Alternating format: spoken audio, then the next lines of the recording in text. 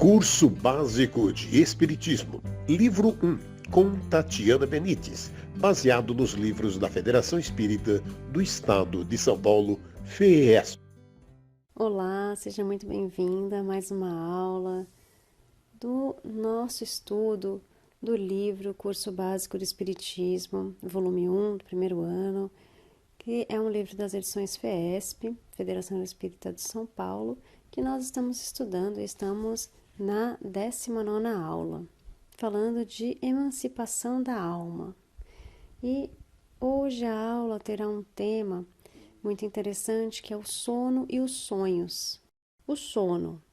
O sono, para o corpo físico, é comparável à morte, aparente e incompleta, e por isso diz-se comumente que o homem morre todos os dias. Não obstante estar ligado ao corpo durante toda a vida, o espírito não está tão aprisionado a ponto de não poder desfrutar de uma liberdade relativa. Quando o corpo dorme, surgem os sonhos, frestas amplas, através das quais se tem a visão de cenas da espiritualidade. O sono é uma função normal de defesa do organismo físico, pois é através dele que se recuperam as energias despendidas na vigília. O sono é, portanto, um fenômeno físico que, libertando parcialmente a alma do corpo, propicia o sonho. Na realidade, 1/3 de sua vida o homem passa dormindo. Durante o sono, o espírito não fica em repouso. Os liames que o unem ao corpo se afrouxam e o corpo não necessita do espírito. Então, ele percorre o espaço e entra em relação mais direta com os outros espíritos. Isso está no Livro dos Espíritos, pergunta 401. Por efeito do sono, os seres encarnados e desencarnados podem, portanto, manter um contato. A isto pode-se chamar de emancipação da alma. Ficando o corpo inativo, o espírito se desprende e passa a viver a vida espiritual, havendo, portanto, grande similitude com o estado em que estará de maneira permanente após a morte. Livro dos Espíritos, pergunta 402.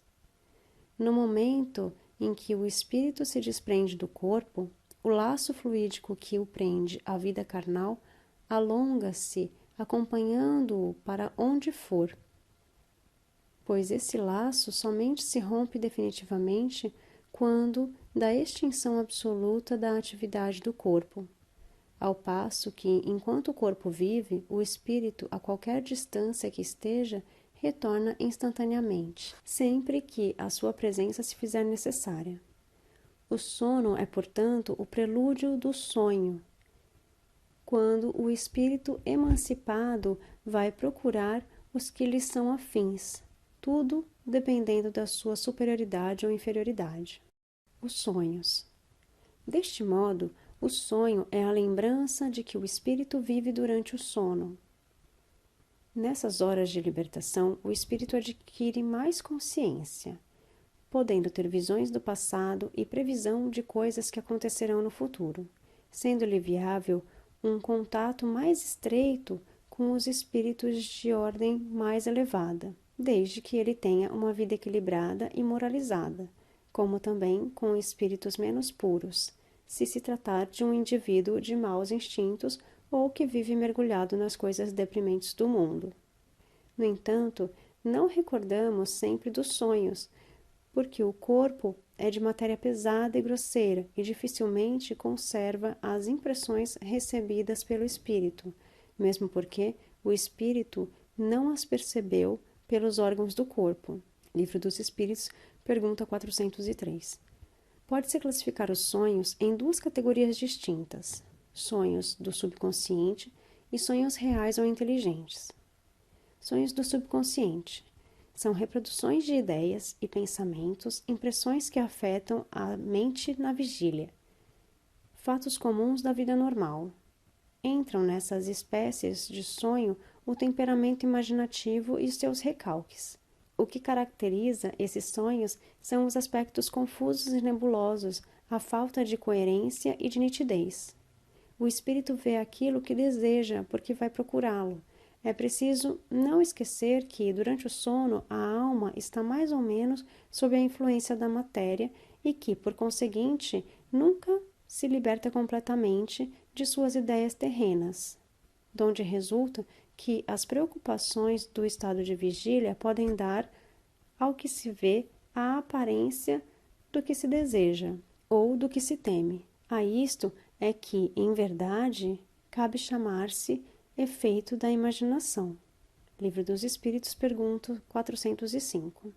Portanto, este tipo de sonho tem origem no estado psicológico do homem, ao transpor para as imagens oníricas seus desejos reprimidos, suas preocupações e seus temores.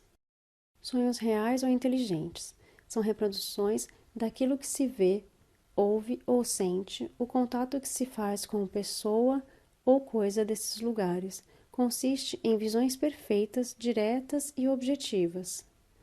Isto, naturalmente, para os espíritos encarnados mais elevados.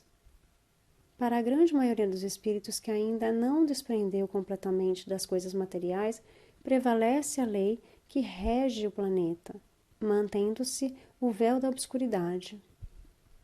É por isso que nem sempre o homem se lembra desses sonhos, pois que ainda tem a alma em desalinho e não lhe resta mais do que a lembrança da perturbação que acompanha a sua ida e a sua volta. Aqui se junta a lembrança do que se preocupa em estado de vigília. No entanto, quando esses sonhos são lembrados, revelam nitidez, clareza, lógica e colorido, características de sonhos reais. Este fato pode acontecer com relação aos espíritos encarnados mais elevados, que podem ter uma clarividência mais definida porque guardam na memória, ao voltarem, os acontecimentos verificados, quer digam respeito à existência presente ou às vidas passadas, ou ao que lhes vai suceder no futuro. Para ilustração desses sonhos lúcidos, pode-se mencionar o sonho de Joana d'Arc, de Jacó e dos antigos profetas judeus. São lembranças da vida espiritual que a alma vê, inteiramente desprendida do corpo físico. Eles são verdadeiros no sentido de apresentarem imagens reais para o espírito, mas que frequentemente não têm relação com o que se passa na vida corpórea. Muitas vezes, ainda, como já dissemos, são uma recordação. Podem ser, enfim, algumas vezes, um pressentimento do futuro, se Deus o permite, ou a visão do que se passa no momento em outro lugar a que a alma se transporta.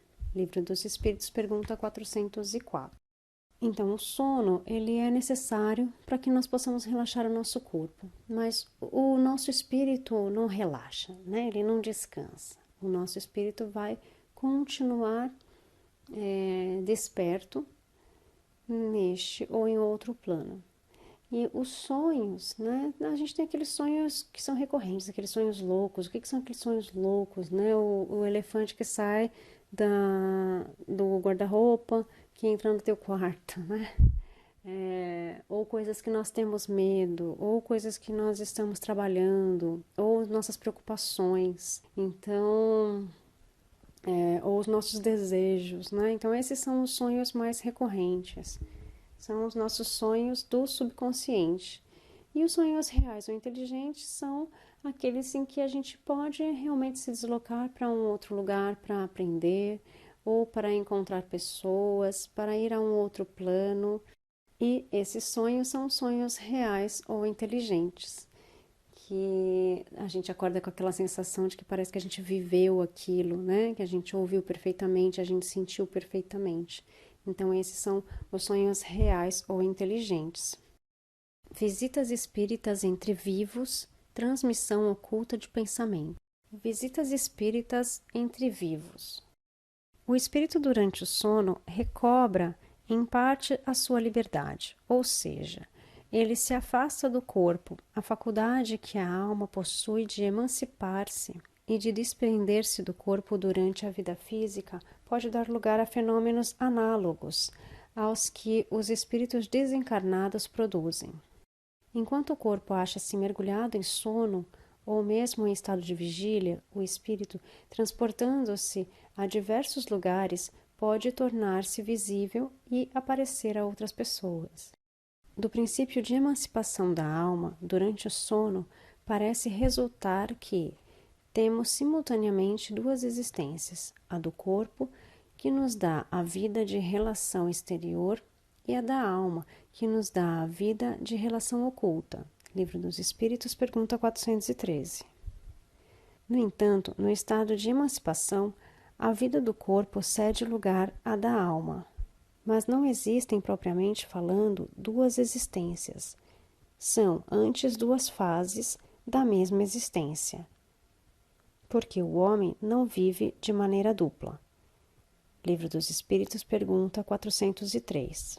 O perispírito, tanto do encarnado quanto do desencarnado, é sempre um envoltório semimaterial, o qual, se visível, tem uma aparência tão idêntica à real que se torna possível a muitas pessoas estar com a verdade quando dizem ter visto o encarnado ao mesmo tempo em dois pontos diversos.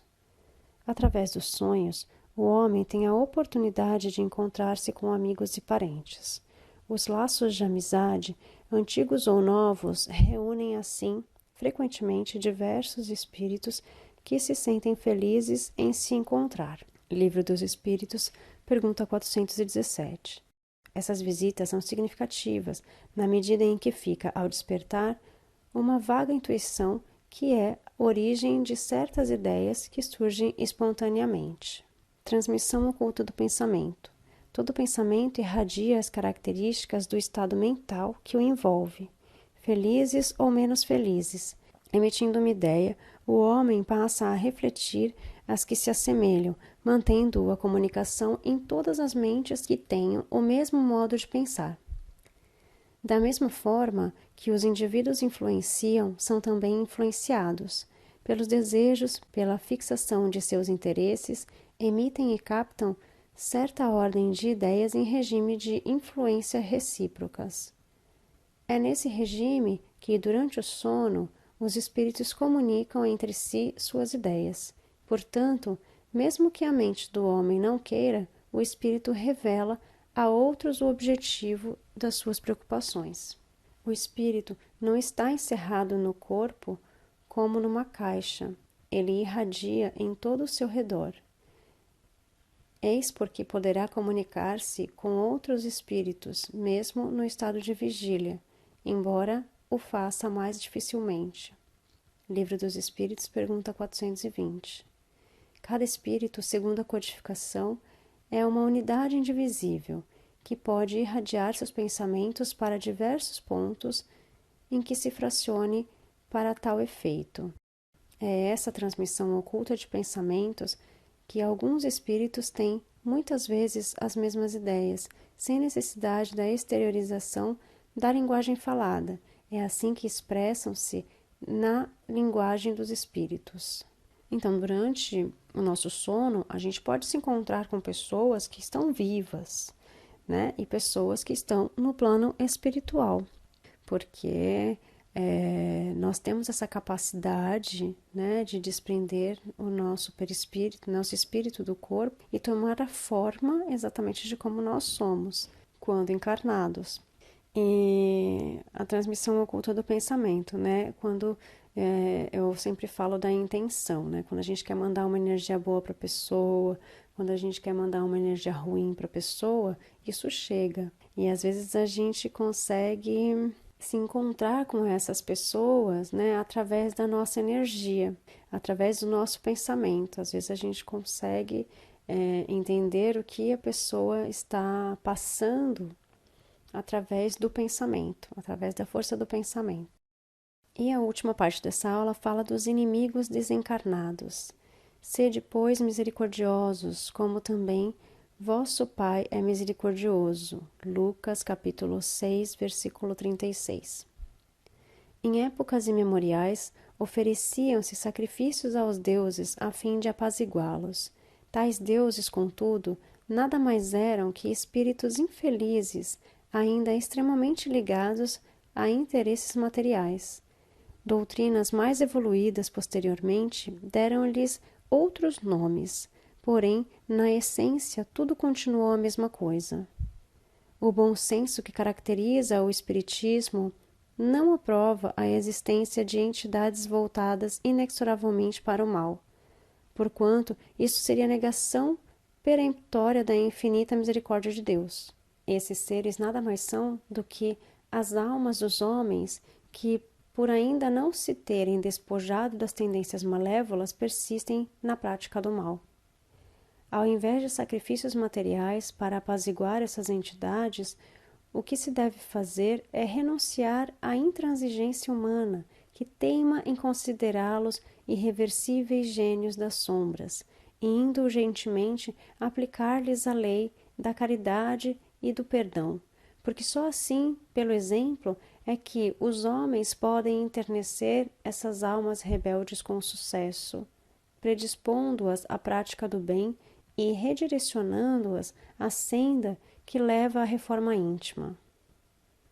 Com este procedimento, o preceito cristão "amai os vossos inimigos" passa a ter um sentido mais amplo, traduzido em efetivos sentimentos de solidariedade e de fraternidade, extrapolando o âmbito acanhado em que tem sido compreendido e aplicado o refrão evangélico, segundo o qual o amor cobre a multidão de pecados.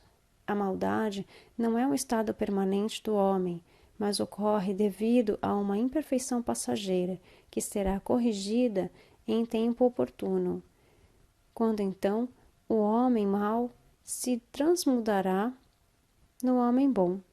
Como tudo o que existe no universo foi criado por Deus, o mesmo acontece com esses espíritos que alimentam tendências maléficas. Eles também são filhos de Deus, os quais estão desviados do caminho reto, mas não podem permanecer indefinidamente no estado de maldade, pois a lei da evolução, que se manifesta sob a forma de dor e expiação, levá-los-á infalivelmente à redenção espiritual, quando então serão transformados em criaturas propensas à prática do bem. Pode-se, pois, ter inimigos entre os encarnados e entre os desencarnados.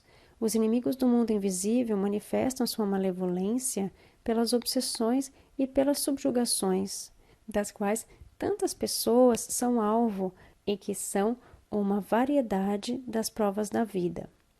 Essas provas, como as outras, ajudam ao adiantamento e devem ser aceitas com resignação, e como consequência da natureza inferior do globo terrestre, se não houvesse homens maus na terra, não haveria espíritos maus ao redor dela. Se, pois, deve-se ter indulgência e benevolência para com os inimigos encarnados, devemos tê-las igualmente para com aqueles que estão desencarnados. Evangelho segundo o Espiritismo, capítulo 12, item 6. Não havendo perdão irrestrito, o espírito daquele que é inimigo do encarnado, ao passar por um mundo espiritual, continuará a ter sentimentos de rancor e de vingança, atuando sobre a vida do encarnado e mesmo causando-lhe sérias perturbações. Igualmente, no caso de o homem desencarnar sem que tenha havido reconciliação, ele continuará também a manter essa animosidade no plano espiritual. Foi por esse motivo que Jesus recomendou a reconciliação com o adversário, enquanto estiver a caminho com ele, isto é, enquanto estiverem juntos encarnados, pois sem isso, muito mais problemática será a reconciliação futura, quando os desafetos estiverem em planos diferentes. Nos textos evangélicos são encontrados múltiplos exemplos de vinganças espirituais a se manifestarem sob a forma de obsessão, como no caso do possesso gadareno, no Evangelho de Marcos, o do jovem lunático, no Evangelho de Lucas, o da filha da mulher cananeia, no Evangelho de Marcos, do possesso de Cafarnaum, no Evangelho de Lucas, o assédio dos 7 espíritos endemoniados sobre Maria Madalena, no Evangelho de Lucas, e ainda o da mulher que vivia curvada há 18 anos por influência de espíritos maus, no Evangelho de Lucas. Os inimigos desencarnados têm agido no decorrer de todos os tempos, sob as mais variadas formas. Algumas vezes agem por vingança, outras pelo simples prazer de praticar o mal. Entretanto, todos aqueles que no plano físico trabalham em favor do esclarecimento da humanidade encontram também inimigos desencarnados gratuitos, entre os que têm interesse em manter o gênero humano retardado nas trevas de ignorância. Os mensageiros que Deus tem enviado ao mundo material com a missão de iluminar o roteiro dos homens têm sofrido o impacto direto da ação desses infelizes espíritos das sombras. Nem o próprio Mestre escapou à tentação. Certa vez, o apóstolo Pedro tentava persuadi-lo a não ir a Jerusalém, porque Jesus começou a manifestar a seus discípulos que devia ir a Jerusalém padecer muitas coisas dos anciãos, dos príncipes, dos sacerdotes e dos escribas, ser morto e ressuscitar ao terceiro dia. Pedro, tomando-o à parte, começou a repreendê-lo, dizendo: Deus tal não permita, Senhor. Não te sucederá isso. Jesus, voltando-se para Pedro, disse-lhe: Afasta-te de mim, Satanás, que me serves de escândalo, porque não compreendes as coisas que são de Deus, mas só as que são dos homens. Mateus, capítulo 16, 21 a 23. Igualmente, Paulo de Tarso, o grande baluarte da fé, na segunda epístola aos Coríntios, também afirma que o mensageiro de Satanás foi posto ao seu lado como um espinho em sua carne, tendo ele orado a Jesus 3 vezes para que dele fosse afastado aquele espírito trevoso. Aqui cumpre elucidar que Satanás é uma figura simbólica, porquanto não pode sobreexistir qualquer força perene que se contraponha à vontade de Deus. Trata-se de um vocábulo a que, a falta de outro mais autêntico, antigas doutrinas recorriam apenas para facilitar e generalizar a personificação das forças do mal. Então, os inimigos desencarnados, eles se manifestam de forma a prejudicar as pessoas que estão encarnadas sob influências obsessivas. E isso pode se dar a qualquer momento da nossa vida. E são espíritos que vão utilizar do nosso corpo de forma errônea, de forma ruim, né, prejudicando às vezes a nossa saúde física e mental. Mas que nós sabemos que quando nós estamos praticando bem, quando nós temos fé, quando nós cremos que podemos ter ajuda espiritual, nós a conseguimos e conseguimos nos afastar desses espíritos que nos fazem mal, né? Muitos centros espíritas têm o trabalho de desobsessão, onde, além de ajudar o ser encarnado que passa por esse processo obsessivo, ajuda também esse espírito obsessor a ver o que ele está fazendo, a ter a clareza do que ele está causando ao outro, né? E oferecendo-lhe a ajuda. E é importante dizer também, né, que a maldade ela está, né, nas pessoas e que alguns espíritos permanecem com essa maldade por mais tempo, mas que isso não é eterno. Não é eterno porque nós estamos em constante evolução e ele terá o seu momento de deixar essa erraticidade, né, e voltar-se mais ao bem no momento onde ele conseguirá ter mais elucidação sobre os seus atos, sobre a sua evolução. Então, ele também será beneficiado cedo ou tarde dessa luz, dessa consciência, né? Porque ele também merece a evolução, né? Como a gente já viu, algumas pessoas vão evoluir mais rápido, outras mais lentamente, mas todos nós evoluímos. Espero que essa aula tenha trazido para você mais reflexão, mais consciência e nós nos vemos na próxima aula. Gratidão, namastê, namastate. Curso Básico de Espiritismo, livro 1, com Tatiana Benites, baseado nos livros da Federação Espírita do Estado de São Paulo, FEESP.